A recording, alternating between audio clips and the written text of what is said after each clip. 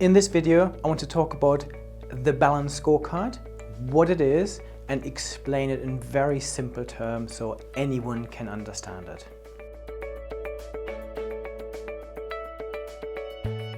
I have developed more balance scorecards than most other people. I've worked with big, large multinational companies, government organizations, helping them to design this. What I see in practice is that lots of balance scorecards, or what people call a balance scorecard, are not particularly good.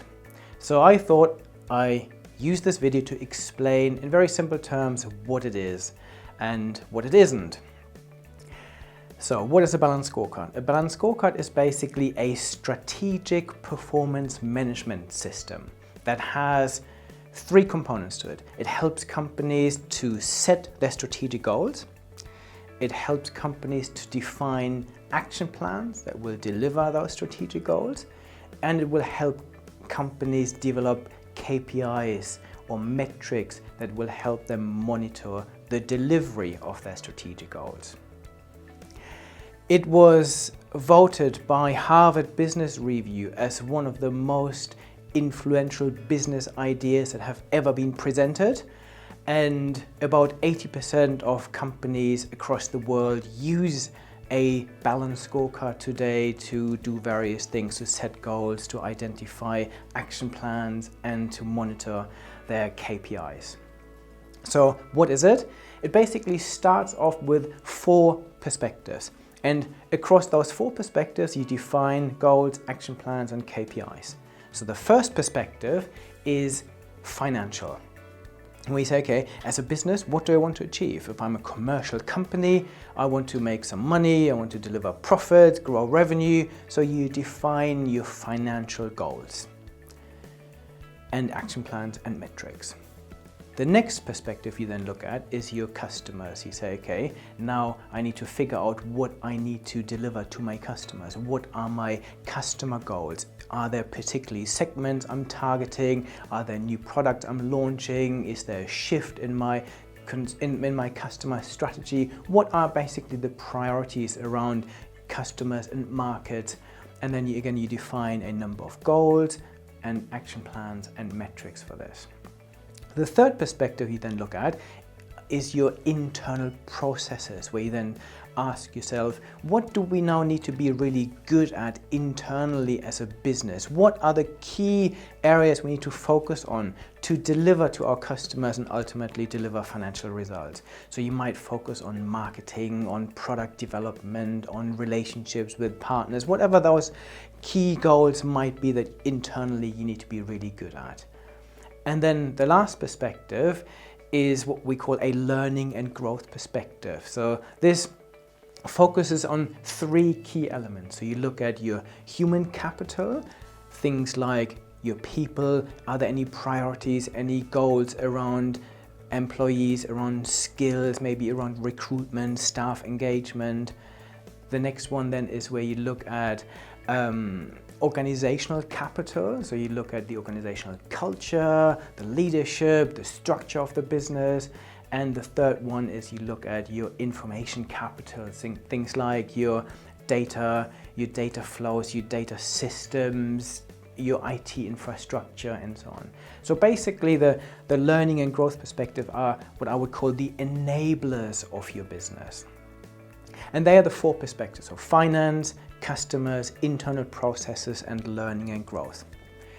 A question I often get is, do we just have to use these 4 in this order? And you don't.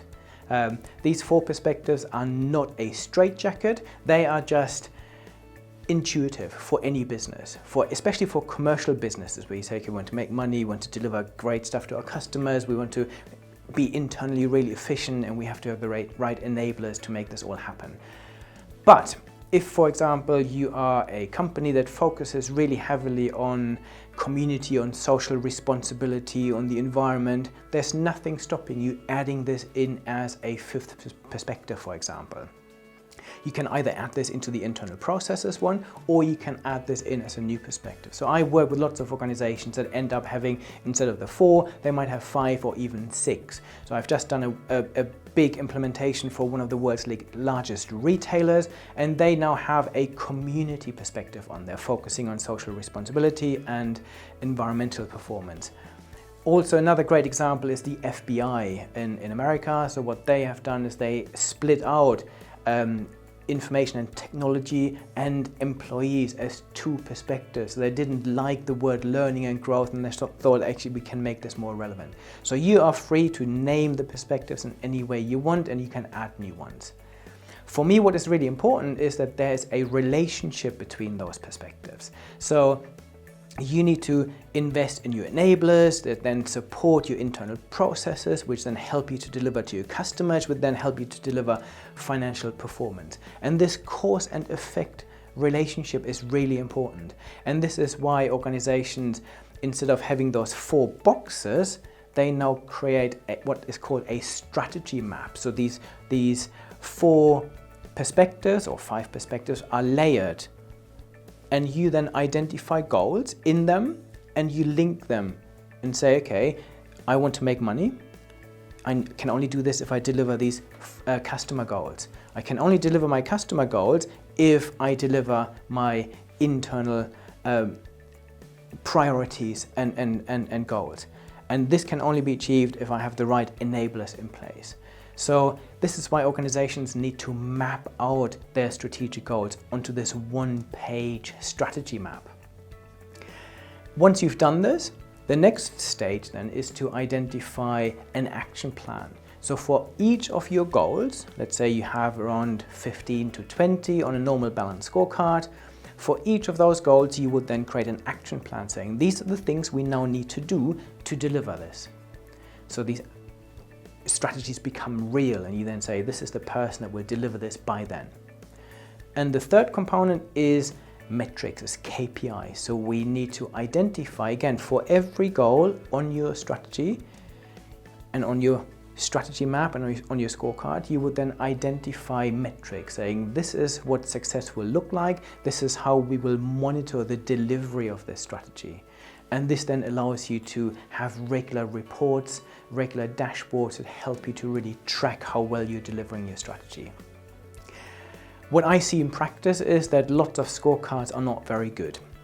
Why is this? The key reasons are that organizations hear the name balanced scorecard and they somehow relate this just to a set of numbers. So they simply design a set of KPIs, maybe map them into 4 boxes, but they haven't really started with a blank page. They haven't really identified their strategic goals, and they often don't have meaningful action plans in place.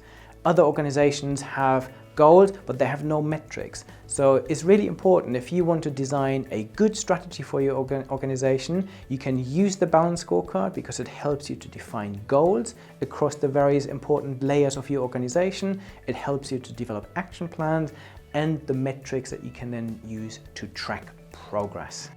If you would like to learn more, head to my website at bernardmar.com, where you can find tons of articles, white papers and videos that will give you a lot more insights into real-world case studies and examples.